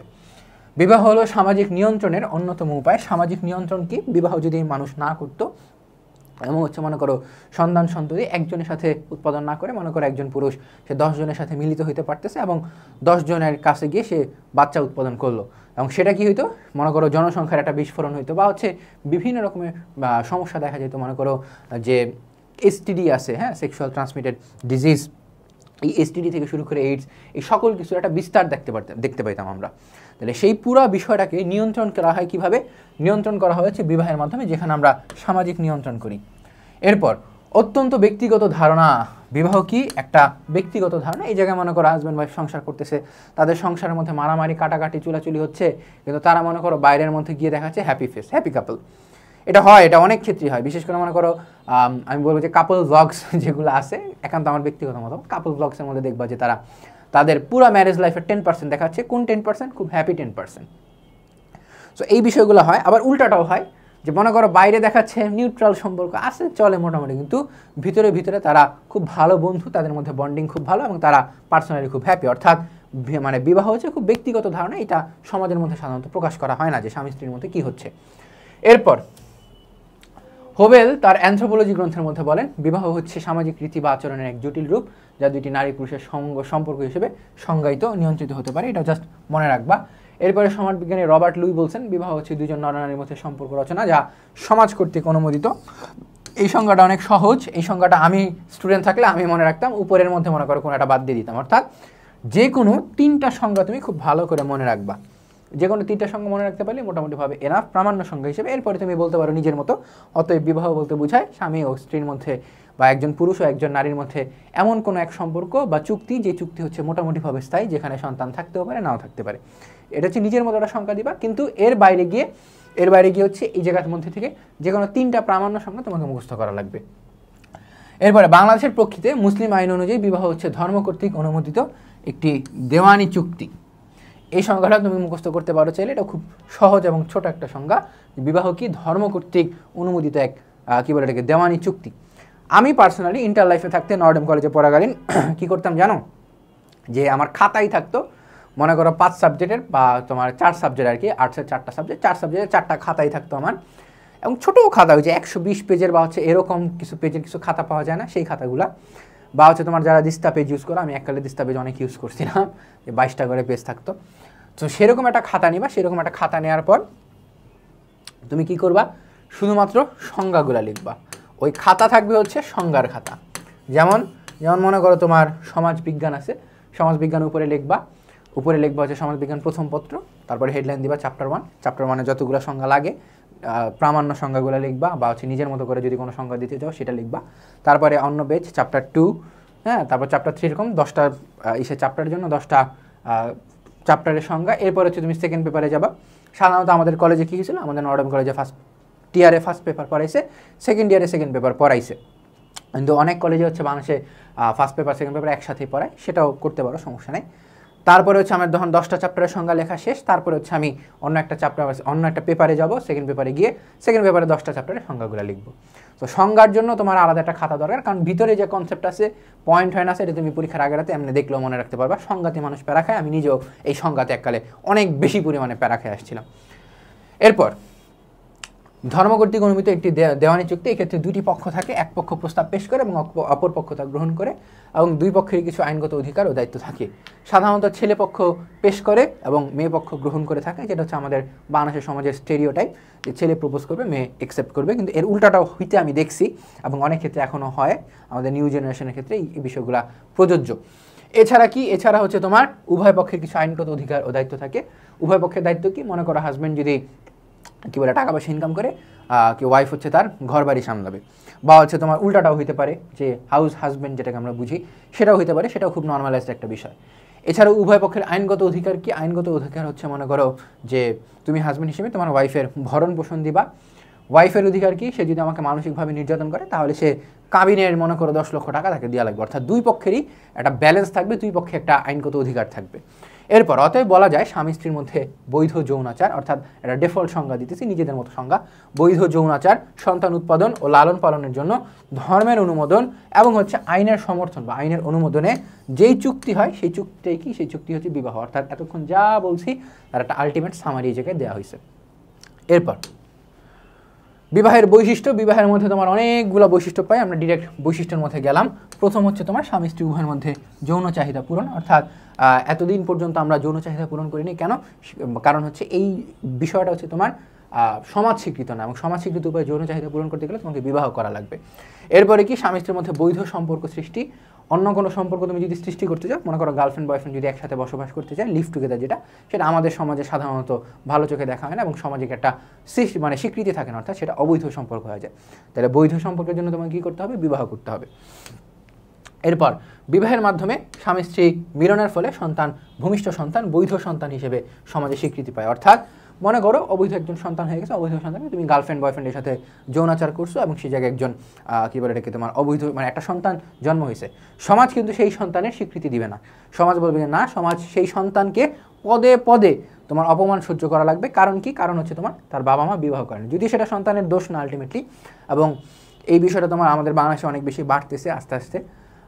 ভালো নাকি খারাপ সেটা সোশিওলজি কখনো বলে না, আমিও বলবো না, কিন্তু এই বিষয়টা আস্তে আস্তে বাড়তেছে। অর্থাৎ তাইলে আলটিমেটলি তুমি যদি সেই সন্তানকে ভালো রাখতে চাও ভবিষ্যতে, সেই সন্তানের যদি বৈধ স্বীকৃতি দিতে চাও, তাহলে তোমাকে বিবাহ কার্যক্রম সম্পন্ন করতে হবে। এরপরে বিবাহের অন্যতম গুরুত্বপূর্ণ বৈশিষ্ট্য কি? সমাজ ব্যবস্থাকে টিকিয়ে রাখা। সমাজ ব্যবস্থা কিভাবে বিবাহের মাধ্যমে টিকে থাকে? যে তুমি যখন বিবাহ করতেছো, তখন সেই বিবাহ করতে গেলে তুমি দেখবা যে সমাজ তোমাকে সেই সাপোর্ট দিতেছে। অর্থাৎ সমাজের মধ্যে একটা পরিবার ব্যবস্থা হচ্ছে বিবাহের মাধ্যমে। সমাজের মধ্যে কি একটা একটা স্ট্রাকচার দেওয়া হইতেছে যে এই আলাদা পরিবার, এই আলাদা পরিবার, এই আলাদা পরিবার, এই আলাদা পরিবার, এবং এ হচ্ছে উপরতলা পরিবার, এ হচ্ছে ধনী পরিবার, এবং এ হচ্ছে তোমার কী বলে এটাকে অনুলোম পরিবার, এ হচ্ছে কী বলে প্রতিলোম পরিবার, এ হচ্ছে অন্তর্গোত্রীর বিবাহ করছে, হচ্ছে কী বলে বহির্গত বিবাহ করছে, এরপরে কি ক্রস কাজিন ম্যারেজ, এই সকল প্রকারভেদ আমরা জানবো। এবং এই পুরা স্ট্রাকচার বলা হচ্ছে সমাজটাকে, মনে করো যদি তুমি সিঁড়ির মতো চিন্তা করো, সমাজটাকে তুমি যদি সিঁড়ির মতো চিন্তা করো, এই সিঁড়িটা টিকে থাকলে পুরো সবগুলো সিঁড়ি টিকে থাকবে। তাহলে পুরো সামাজিক স্ট্রাকচার দাঁড় করে রাখতে তোমাকে বিবাহ করতে হবে। এরপর বিবাহের মাধ্যমে পরিবার গড়ে ওঠে এবং সমাজ গঠনের মাধ্যমে রাষ্ট্র টিকে থাকে। এবং পরিবার গড়ে না উঠলে তুমি কি করতে? পরিবার, ওই যেটা একটু আগে বললাম, এই সেম কথায় স্ট্রাকচার, পরিবার গঠন করার একটা পূর্ব শর্ত কি? পরিবার গঠনের পূর্ব শর্ত হচ্ছে তোমাকে বিবাহ করা লাগবে।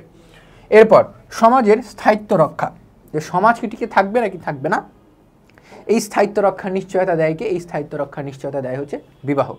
এরপরে বিবাহের মাধ্যমে মানুষের যাবতীয় সামাজিক সম্পর্ক নির্ধারিত হয়। যাবতীয় সামাজিক সম্পর্ক কি? মনে করো কে শালি হবে আমার, কে দুলাভাই হবে আমার, তারপর হচ্ছে কে আমার শ্বশুর হবে, কে আমার শাশুড়ি হবে, হ্যাঁ, কে আমার চাচাতো শ্বশুর হবে, কে আমার, তারপর হচ্ছে মনে করো বাবা মার ক্ষেত্রে কে আমার বেআইন হবে। এই যে যাবতীয় সম্পর্কগুলো আছে, এই সম্পর্কগুলা বন্ধনে সহায়তা করে কি? বিবাহ। ও কি আমার কাজিন হবে নাকি ও হচ্ছে আমার দুঃসম্পর্কের কোনো আত্মীয় হবে, এই সম্পর্কগুলো, অর্থাৎ যাবতীয় যত সামাজিক সম্পর্ক আছে সবগুলা নির্ধারণ করে কি? সবগুলা নির্ধারণ করেছে বিবাহ। বিবাহ পরিবারের সূচনার পাশাপাশি জ্ঞাতি সম্পর্ক সৃষ্টি করে। জ্ঞাতি সম্পর্ক কনসেপ্ট আমি তোমাকে একটু বুঝাই। জ্ঞাতি সম্পর্ক হচ্ছে আমার রক্তের সম্পর্ক। রক্তের সম্পর্ক কি? যে ও আমার আপন চাচাতো ভাই, ও আমার আপন মামাতো বোন, ও আমার আপন ফুফাতো ভাই। এই যে সম্পর্কগুলা, এই সম্পর্কগুলা সৃষ্টি করে হচ্ছে বিবাহ। এবং এই জ্ঞাতি সম্পর্ক মানে এই জ্ঞাতি সম্পর্ক সম্পর্কেও আমরা এই অধ্যায় লেকচার 3-এ জানবো। লেকচার 2-এ জানবো হচ্ছে পরিবার, লেকচার 1-এ জানলাম হচ্ছে সামাজিক প্রতিষ্ঠান এবং বিবাহ। আমি একটু স্পয়লার দিয়ে দিলাম আর কি। এরপর বিবাহ পরিবারের ভিত্তি স্বরূপ। ভিত্তি কি? যে পরিবারের গঠনের পূর্ব শর্ত। অর্থাৎ এই যে তোমার একটা কনসেপ্টটা সেম কিন্তু 5 এবং 9। এবং বিবাহ ধর্মীয় প্রতিষ্ঠানের মাধ্যমে সম্পন্ন হয়। অর্থাৎ একজন হুজুর ডাকবা, হুজুর বলবে তোমার দোয়া দুরুদ পড়ার পর কবুল কবুল বলে এই যে তোমার যে সম্পর্কটা সৃষ্টি হয়, সেই সম্পর্কটা এখানে সৃষ্টি হচ্ছে। এরপর বিবাহের মাধ্যমে পরিবারের সূচনা হয়, অ্যাগেইন সেম কথা। এবং পরিবার সন্তান লালন পালনের ক্ষেত্রে খুবই গুরুত্বপূর্ণ। ওই ঘুরা প্যাঁচা সেম কথা। সমাজবিজ্ঞান পড়ার মধ্যে একটা সবচেয়ে বড় ব্যাকল্যাশ বা সবচেয়ে বড় সমস্যা হচ্ছে এই জায়গায় ঘুরা প্যাঁচা সেম কথাকেই মনে করো অনেকভাবে উপস্থাপন করে। অর্থাৎ তোমার যদি ভিতরের কনসেপ্ট ক্লিয়ার থাকে, তুমি অনেকভাবে মনে করো অনেকগুলো সৃজনশীল লিখতে পারবা, সমস্যা নেই। আর সবগুলো সৃজনশীল তো সলভ করা হবে আমাদের 3rd লেকচারের মধ্যে। বিবাহের প্রকারভেদ ও রীতি। এবার হচ্ছে তোমার মজার কনসেপ্ট আমরা যাব, দেখি কি কি বলা হয়েছে বিবাহের মানে কী বলে প্রকারভেদগুলো। উপরে তোমার এতগুলো তোমার আমরা দেখব না, কারণ উপরে দেখলে আমরা স্পয়লার খেয়ে যাব। স্পয়লার না খেয়ে আমরা ডিরেক্ট দেখব। একক বিবাহ। একক বিবাহ কি? একক বিবাহ হচ্ছে বর্তমানে আমরা সাধারণত যা দেখে থাকি আমাদের বর্তমান বাংলাদেশের সমাজে, যেমন হচ্ছে একজন স্ত্রী থাকবে, একজন স্বামী থাকবে। অর্থাৎ একজন ছেলে এবং একজন মেয়ে মিলে সম্পর্কের মাধ্যমে যদি সন্তান উৎপাদন করে এবং সেই সন্তানকে লালন পালন করে থাকে। অর্থাৎ বর্তমান বাংলাদেশে আমরা যেটা ডেফল্ট দেখতে পাই, অর্থাৎ আমাদের বাবা মা কি, বাবাও একজন মাও একজন, তাহলে কি সেটা একক বিবাহ। অর্থাৎ সবচেয়ে নর্মাল বিয়ের কনসেপ্ট কি? সবচেয়ে নর্মাল বিয়ে হচ্ছে তোমার হচ্ছে একক বিবাহ। এই ক্ষেত্রে তোমার একটা মেলেনস্কির কথা মনে রাখা লাগবে, যেটা তুমি নীলকালি দিয়ে লিখবা, যে একক বিবাহ পদ্ধতি হচ্ছে সর্বকালের জন্য যথার্থ বিবাহ ব্যবস্থা। যে আমাদের আদি পুরুষ থেকে শুরু করে বর্তমান পুরুষ পর্যন্ত সকল মানে কনসেপ্টে সবচেয়ে যথার্থ বা পারফেক্ট বিবাহ ব্যবস্থা হচ্ছে আমার এই একক বিবাহ ব্যবস্থা। এবং এই কথাটা কে বলছেন? মেলিনস্কি বলছেন। অর্থাৎ একজন পুরুষ থাকবে, একজন ওয়াইফ থাকবে। এরপর বহু বিবাহ ব্যবস্থা। বহু বিবাহ কি? আমরা একক বিবাহের মধ্যে পড়ছিলাম, সেটা হচ্ছে আমার পলিগামি। বহু বিবাহ হচ্ছে আমার মনোগামী। এবং এই মনোগামী মানে পলিগামি, এই পলিগামির আবার দুইটা কনসেপ্ট আছে। একটা হচ্ছে বহু স্বামী বিবাহ, যেটা হচ্ছে আমার পলিআন্ড্রি, এবং আরেকটা হচ্ছে বহু স্ত্রী বিবাহ, যেটা হচ্ছে আমার পলিজিনি। পলিআন্ড্রি এবং পলিজিনিটা কি আমি মানে ইংরেজিতে না, আমি বাংলায় বুঝাই। এটা তোমরা হয়তো অনেকে শিরোনাম দেখে বুঝতে পারতেছো। বহু স্বামী মানে হচ্ছে একজন ওয়াইফ থাকবে, তার অনেকগুলা হাজব্যান্ড থাকবে। এটা হচ্ছে আমরা প্রাচীন ভারতের একটা টোডা সমাজের মধ্যে দেখতে পাই। এই যে দক্ষিণ ভারতের টোডা উপজাতির মধ্যে আমরা এই কনসেপ্টটা দেখতে পাই। এরপরে কি বহু স্ত্রী বিবাহ। বহু স্ত্রী বিবাহ হচ্ছে একজন স্বামী থাকবে, যার অনেকগুলা ওয়াইফ থাকবে। এবং এই কনসেপ্টটা হচ্ছে আমাদের বর্তমান কালে আহামরি নাই, কিন্তু কিছুদিন আগেও ছিল, যে একজন কি বলে এটাকে পুরুষের মনে করে 4-5টা স্ত্রী থাকবে। এই কনসেপ্টটা আগে ছিল। যে বর্তমানে হিন্দু ও মুসলিম সমাজে এই ধরনের বিবাহ প্রথা দেখা যায়, এবং প্রাচীনকালে ব্যাবিলনবাসী ও হিব্রুদের মধ্যে এই কনসেপ্টটা সবচেয়ে বেশি দেখা যেত। ব্যাবিলন এবং হিব্রুদের মধ্যে এই কনসেপ্ট বেশি দেখা যেত, যে একজন ছেলে থাকবে এবং তার আশেপাশে অনেকগুলো ওয়াইফ থাকবে। এরপর গোষ্ঠী বিবাহ। গোষ্ঠী বিবাহ কি? Group marriage. এটাকে আমরা দলগত বিবাহ নামে অনেকে চিনি। ঠিক আছে, তোমাকে যদি প্রশ্ন করা হয় যে গোষ্ঠী বিবাহ বা হচ্ছে দলগত বিবাহ, ঠিক আছে, দলগত বিবাহটা কি? দলগত বিবাহ হচ্ছে সেই বিবাহ যে জায়গার মধ্যে একদল পুরুষ থাকে যারা হচ্ছে আপন ভাই। কনসেপ্টটা বুঝো। একদল পুরুষ থাকে যারা হচ্ছে আপন ভাই, এবং হচ্ছে র্যান্ডম মেয়ে।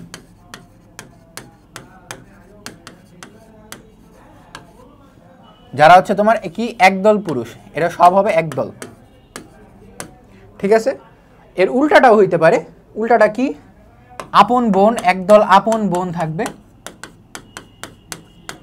এবং হচ্ছে কি র্যান্ডম ছেলে থাকবে। র্যান্ডম ছেলে। আমি মেসেঞ্জার ল্যাঙ্গুয়েজ ইউজ করলাম, যার জন্য আন্তরিকভাবে দুঃখিত, কিন্তু লিখছি আর কি।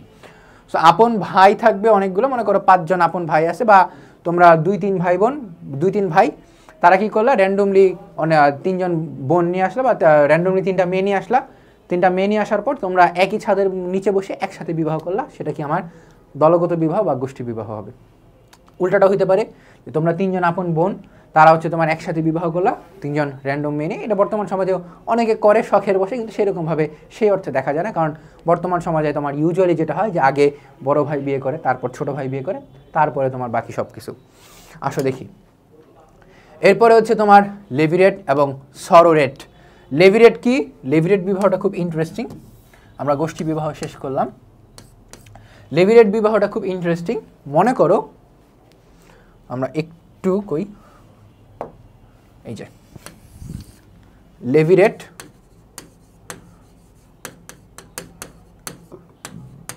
সরোরেট। লেভিরেট কি?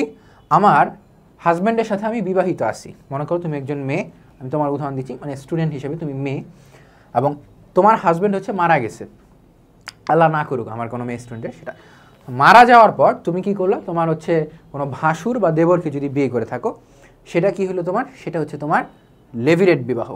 তাইলে মেয়ে প্লাস ভাসুর অথবা হচ্ছে দেবর, অর্থাৎ মৃত স্বামীর কোনো ভাইকে যদি আমি বিবাহ করি, সেটা হচ্ছে আমার লেভিরেট বিবাহ। সরোরেট বিবাহ কি? সরোরেট বিবাহ হচ্ছে তুমি একজন ছেলে, মনে করো তোমার ওয়াইফ মারা গেছে আর কি, সামহাও, আল্লাহ না করুক অ্যাগেইন, তুমি ছেলে হিসেবে মারা যাওয়ার পর, মানে তোমার ভাই বা মানে কি বলে এটাকে ওয়াইফ মারা যাওয়ার পর তুমি কি করলা? তোমার কোনো শ্যালিকাকে বিয়ে করলা। হ্যাঁ, শ্যালিকা, যেটাকে আমরা শালী নামেও চিনি অনেকে, বাট ভদ্র ভাষা হচ্ছে শ্যালিকা। অর্থাৎ তুমি তোমার মৃত ওয়াইফের কোনো বোনকে বিবাহ করলা, অর্থাৎ বড় বোন হইতে পারে, ছোট বোন হইতে পারে। তাহলে সেটা কি হবে? সেটা হবে আমার সরোরেট বিবাহ। ঠিক আছে, তাহলে আমার লেভিরেট এবং সরোরেট এই দুইটা কমপ্লিট। এরপর বহির্বিবাহ, অন্তর্বিবাহ। বহির্বিবাহ কি? এই কনসেপ্টটা সাধারণত আমরা হিন্দু সমাজের মধ্যে দেখতে পাই। এই দুইটা কনসেপ্ট কি আমার হিন্দু সমাজের মধ্যে আমরা দেখতে পাই। হিন্দু সমাজের মধ্যে এই কনসেপ্টটা দেখতে পাচ্ছি। এই যে তোমার এর ইংরেজিটা একটু দেখো, এক্সোগ্যামি এবং হচ্ছে এন্ডোগ্যামি। এক্সো মানে কি? এক্সো মানে হচ্ছে বাইরে। এক্সো মানে কি? এই যে দেখো, এক্সো মানে হচ্ছে বাইরে বিবাহ, এবং এন্ডো মানে কি? এন্ডো মানে হচ্ছে ভিতরে, ভিতরে বিবাহ। অর্থাৎ এন্ডো মানে কি, এন্ডো মানে হচ্ছে ভিতরে, এক্সো মানে হচ্ছে বাইরে। এক্সো এক্সো নামে একটা কোরিয়ান ব্যান্ডও আছে, কেউ শুনছো নাকি আমি জানি না। হিন্দু সমাজের মধ্যে যখন দেখা যায় যে হিন্দু সমাজে 4টা গোত্র আছে আমরা জানি, ব্রাহ্মণ, ক্ষত্রিয়, কি বৈষ্ণব, শূদ্র। কোনো একজন ব্রাহ্মণ সমাজের লোক যদি শূদ্র সমাজের লোককে বিবাহ করে, দেখো ব্রাহ্মণ সমাজের লোক যদি শূদ্র সমাজের লোককে বিবাহ করে, সেটা হচ্ছে আমার বহির্গামী বা বহির্বিবাহ, যেটাকে আমরা এক্সোগামীও বলতেছি। এবং ব্রাহ্মণ সমাজের লোক যদি শুধুমাত্রই ব্রাহ্মণ সমাজকে বিয়ে করে এবং তারা যদি বাকি 3 সমাজে না বিয়ে করে, অর্থাৎ নিজেদের গোত্রের মধ্যে বিয়ে করতে পারে, তাহলে সেটাকে আমরা বলতেছি অন্তর্বিবাহ। ঠিক আছে, এরপর কাজিন বিবাহ। কাজিন বিবাহ হচ্ছে তোমার একটু ইন্টারেস্টিং, একটা হচ্ছে আমার প্যারালাল কাজিন, একটা হচ্ছে আমার ক্রস কাজিন। প্যারালাল কাজিন কি, আমরা আরেকটা তোমার ফাঁকা স্লাইড নেই। প্যারালেল, আরেকটা কি ক্রস। আপাতত শুধু এতটুকু মনে রাখো, বাকিটা তোমরা লিখে আসতে পারবা। প্যারালাল কাজিন হচ্ছে আমার সেই বিবাহ যে জায়গার মধ্যে আমি আমার 2 সাইডেই মানে আপনজন, মনে করো তোমার চাচাতো ভাই, চাচাতো ভাই বোন, ভাই অথবা বোন দুইটাই হতে পারে, তুমি ছেলে হলে বোনকে বিয়ে করবা, আর যদি তুমি মেয়ে হও তাহলে ভাইকে বিয়ে করবা। চাচাতো অথবা হচ্ছে আমার খালাতো, অর্থাৎ মায়ের সাইডের মা, ভাইয়ের সাইডের ভাই, মানে বাবার সাইডের ভাই, মায়ের সাইডের কি বলে এটাকে, মায়ের সাইডের বোন, বা হচ্ছে তোমার বাবার সাইডের ভাই, অর্থাৎ ছেলে ছেলে, মানে বাবার সাইডের কথা বলতেছি, বাবার সাইডের ছেলে ছেলে, মার সাইডের মেয়ে মেয়ে, সেটা হচ্ছে আমার প্যারালাল। ক্রস কি, ক্রস হচ্ছে আমার উল্টাটা, যে আমার মনে করো কি বলবো এটাকে, এটা হচ্ছে ক্রোমোজোমের ক্ষেত্রে এই নামগুলো আসে, তোমাকে 9-10 তোমরা পড়ছো কিনা জানি না। ছেলেদের ক্রোমোজোম হচ্ছে, আমি তোমাকে একটু দেখাই, মানে বিস্তারিত বলবো না, জাস্ট একটু দেখাবো। ছেলেদের ক্রোমোজোম হচ্ছে তোমার XY থাকে, এবং মেয়েদের ক্রোমোজোম হচ্ছে শুধু X থাকে, ডাবল X। তাইলে মেয়েদের যেহেতু ডাবল X, এই জন্য এটাকে বলা হচ্ছে আমার ক্রস। ঠিক আছে, ক্রস কাজিন কি, যে আমার মনে করো মায়ের সাইডের ভাই, তাহলে কি আমার মামাতো, অর্থাৎ উল্টা ক্রস হচ্ছে আমার বিষয়টা মামাতো। অথবা কি আমার, অথবা হচ্ছে আমার বাবার সাইডের বোন, বা হচ্ছে ফুফাতো। এগুলা শুনতে একটু খারাপ লাগতেছে, কারণ এগুলা সাধারণত আমাদের দেশে হয় না, আনটিল আনলেস ইউ আর চাটগে, সরি যারা চাটগে চট্টগ্রাম থেকে দেখতেছো, জাস্ট মজা নিলাম, কিছু মনে করিও না। ইউজুয়ালি পাকিস্তানে এই রকমের বিবাহ অনেক বেশি পরিমাণে দেখা যায়, যে কাজিনকে বিবাহ করা। প্যারালেল বিবাহ কি, প্যারালেল হচ্ছে বাবার সাইডের ভাই, মায়ের সাইডের বোন, অর্থাৎ তোমার চাচাতো ভাই বোন অথবা হচ্ছে তোমার খালাতো ভাই বোন। ক্রস কাজিন কি, ক্রস কাজিন হচ্ছে তোমার মায়ের সাইডের ভাই, তাহলে কি আমার মায়ের সাইডের ভাই কি আমার ফুফা, কি বলে মামাতো, মামাতো নাকি, হ্যাঁ মামাতো। অথবা হচ্ছে তোমার বাবার সাইডের বোন, যেটা হচ্ছে আমার ফুফাতো। এই কনসেপ্টগুলো একটু মাথায় রেখো। এই যে দেখো প্যারালেল কাজিন কি, প্যারালেল কাজিন হচ্ছে যে একই লিঙ্গের ভাই বা বোনেরা, সন্তানেরা পরস্পর প্যারালেল কাজিন হয়। চাচাতো ভাই বোন, তুমি এতটুকু বইয়ের মধ্যে দাগায় রাখো যে চাচাতো ভাই বোন এবং খালাতো ভাই বোনকে বোঝায়, এবং ক্রস কাজিন হচ্ছে তোমার মামাতো ভাই বোন এবং হচ্ছে তোমার ফুফাতো ভাই বোনকে বোঝায়। এবং বর্তমানে পৃথিবীর প্রায় আরেকটা ইনফরমেশন রাখো, যে 30% সমাজের মধ্যে কাজিন বিবাহ দেখা যায়, অর্থাৎ এই নাম্বারটা কিন্তু মোটামুটিভাবে ভালো এস্টাবলিশড। এই কনসেপ্টটা আস্তে আস্তে তোমার জনপ্রিয়তা হারাচ্ছে, কারণ কাজিনরা বিবাহ করলে হয় কি, যে সন্তান উৎপাদিত হবে সেই সন্তানের রোগ বিরোগ্য হওয়ারগুলার পসিবিলিটিস অনেক বেশি থাকে। এরপর অনুলোম বিবাহ, প্রতিলোম বিবাহ। অনুলোম বিবাহ কি, অনুলোম বিবাহ হচ্ছে, আমি তোমাকে একটু দেখাই। অনুলোম প্রতিলোম,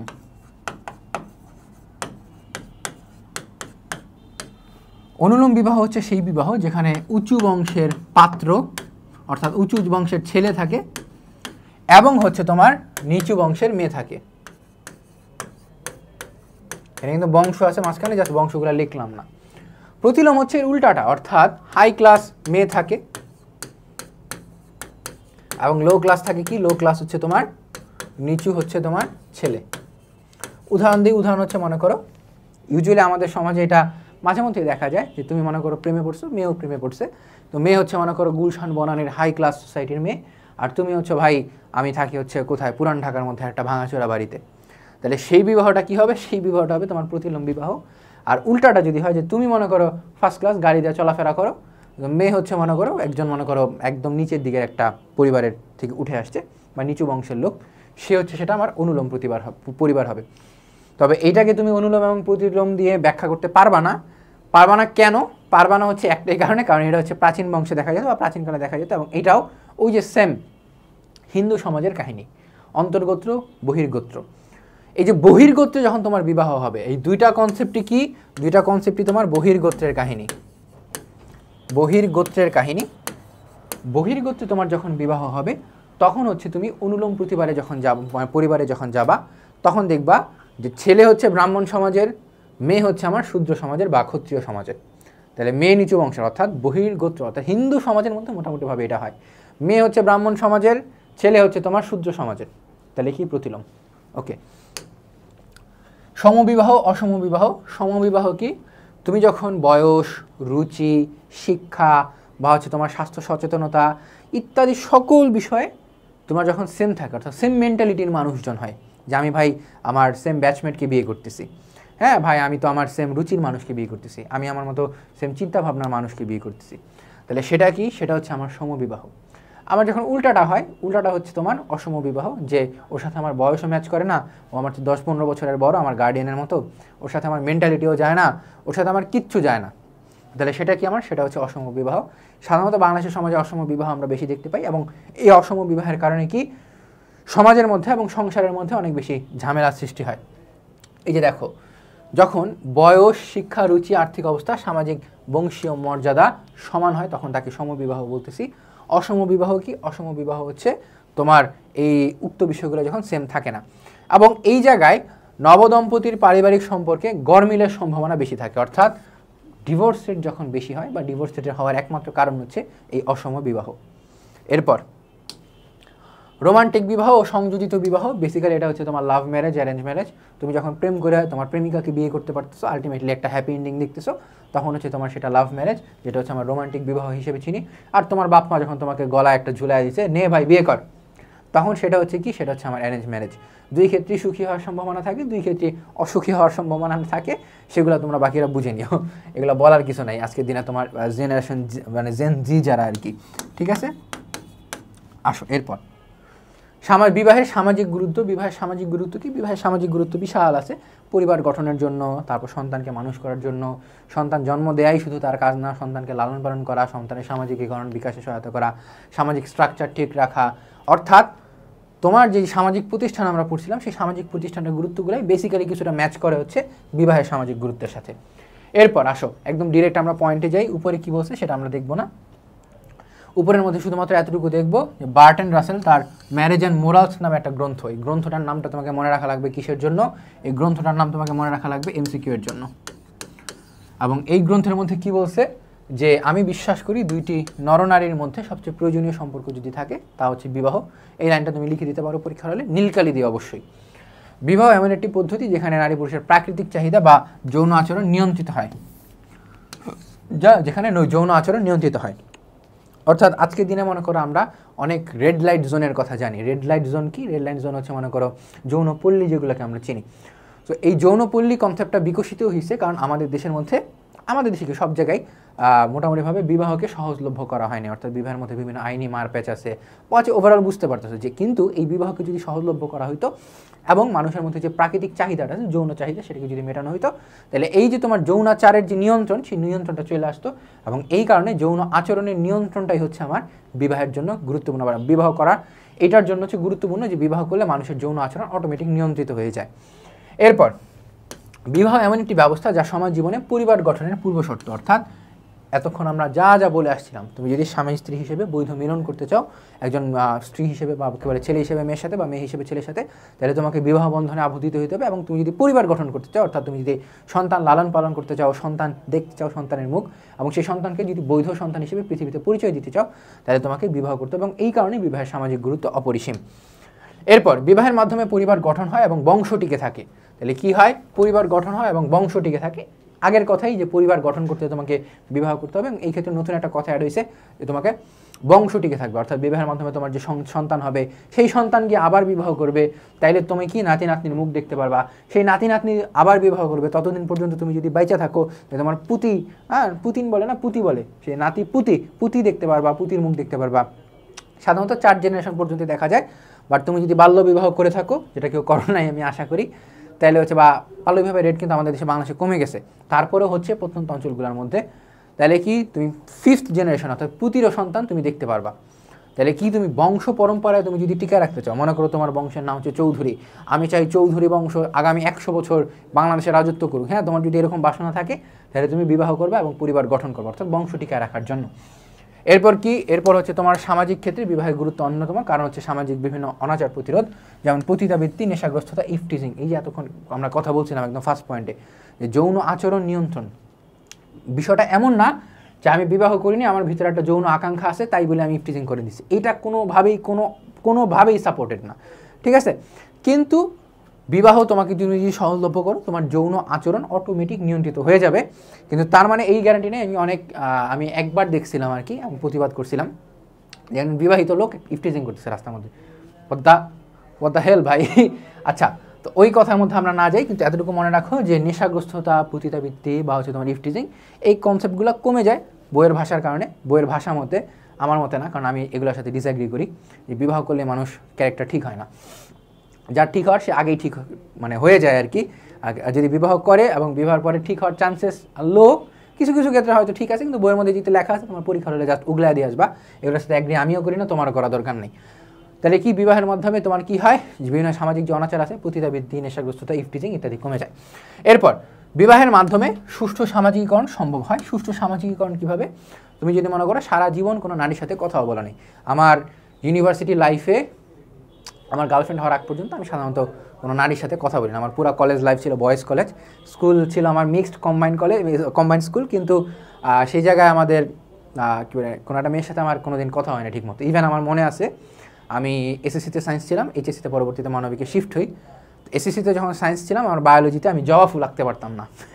সো ওই প্র্যাকটিক্যালটা করানোর জন্য আমি একটা মেয়েকে যে অ্যাপ্রোচ করবো সেটা আমি করিনি, সেটা আমি আমার আম্মাকে দিয়ে করাইছিলাম, যে যাও তুমি সেই মেয়েটাকে বলো না আমাকে একটু, বা একজন আর্টিস্ট ছিল আমাদের ক্লাসের মধ্যে, তাকে একটু বলো আমাকে প্র্যাকটিক্যাল যাতে করে দিতে পারে। অর্থাৎ আমি তাকে যে নিজে অ্যাপ্রোচ করবো এটা অবশ্যই ফ্লেক্স না কোনো, এবং এটা আমি নিজের ব্যর্থতা হিসেবে প্রমাণ করতেছি, কারণ একটা মেয়ের সাথে কথা না বলতে পারা মানে হচ্ছে সমাজের অর্ধেক জনগোষ্ঠীর সাথে ইন্টারেকশন না করতে পারা। হ্যাঁ, তো তোমার গার্লফ্রেন্ড মানে আমার এখন যখন গার্লফ্রেন্ড হয়, তারপরে মোটামুটিভাবে আমি তার সাথে ফ্রি হই। এখনও পর্যন্ত আমি অন্য কোনো মেয়ের দিকে মনে করো রাস্তা তাকাইতেও পারি না, মানে থাকে না যে আমি নিচের দিকে তাকাই আমি হাঁটতেছি, কিছু করার নেই, কারণ আমার সামাজিকীকরণ মেয়েদের সাথে কথা বলার জন্য আসে নাই। অর্থাৎ বিবাহের মাধ্যমে একজন মেয়ের সাথে তুমি যদি কথা বলতে পারো, সেটা হচ্ছে তোমার কি মেয়েদের সাথে সুষ্ঠু সামাজিকীকরণ, অর্থাৎ 100% সামাজিকীকরণ সম্ভব হয়, ঠিক আছে। এরপর আমি আমার পার্সোনাল লাইফ দিয়ে উদাহরণ দিচ্ছি, তো এইগুলো সাধারণত কেউ করিও না, হ্যাঁ, ঠিক আছে। পরীক্ষার হলে কিন্তু আবার এগুলো লিখতে যাও না, পরীক্ষার হলে এখানে যা আছে সুষ্ঠু সামাজিকীকরণ সম্ভব হয় বিবাহের মাধ্যমে, এই কথাটা লিখে দিও, যাতে আমি তোমার মনে রাখার সুবিধার জন্য বলতেছি। বিবাহের নৈতিক মূল্য অপরিসীম। নৈতিক মূল্য কি? নৈতিক মূল্য হচ্ছে তুমি যদি বিবাহ করতে পারো, এই যে দেখো পরবর্তীতে কি লেখা, মানব সমাজে বিবাহের বন্ধন হলো এক পবিত্র বন্ধন, সেই জায়গার মধ্যে হচ্ছে তোমার জৈবিক চাহিদা পূরণের পাশাপাশি প্রেম, প্রীতি, ভালোবাসা, সন্তানের প্রতি স্নেহ মমতার জন্ম দেয়। অর্থাৎ একজন লোক যদি থাকে সে খুব উগ্র, সে যদি তার ওয়াইফের চেহারা দেখে বা হচ্ছে সে যদি তার সন্তানের চেহারা দেখে তাহলে হয়তো তার মন নরম হয়, তার মধ্যে একটা প্রেম, প্রীতি, ভালোবাসার জন্ম দেয়। এই কথাটার সাথেও আমি এগ্রি করি না যে উগ্র সে সারা জীবন উগ্রই থাকে, যার মেজাজ খারাপ সে বউয়ের সাথেও খারাপ আচরণ করে। আচ্ছা যাই হোক, কিন্তু বইয়ের মধ্যে যেহেতু লেখা আছে, বইয়ের মধ্যে পরীক্ষার হলে উগলা দিয়ে আসবা। এছাড়া বিবাহের ধর্মীয় গুরুত্ব অপরিসীম। অবশ্যই ধর্মীয় গুরুত্ব অপরিসীম, কারণ ধর্মের মধ্যে তোমার কি অবৈধ সম্পর্ককে হারাম করা হয়েছে। ইভেন আমি যে একটু আগে প্রাউডলি বললাম আমার গার্লফ্রেন্ড আছে, এই সম্পর্কটা কিন্তু ধর্ম অনুযায়ী হারাম, কিন্তু স্টিল করতেছি, কারণ কেন করতেছি জানি না, বাট করতেছি। তো বিবাহের ধর্মীয় গুরুত্ব অবশ্যই আছে, সকল ধর্মেই বিবাহকে পবিত্র মিলন এবং বন্ধন হিসেবে গণনা করা হয়। তাহলে বিবাহকে কি পবিত্র মিলন এবং বন্ধন হিসেবে গণনা করা হয়, এবং ইসলাম ধর্মে যেটা বলছিলাম যে বিবাহ করা কি হালাল।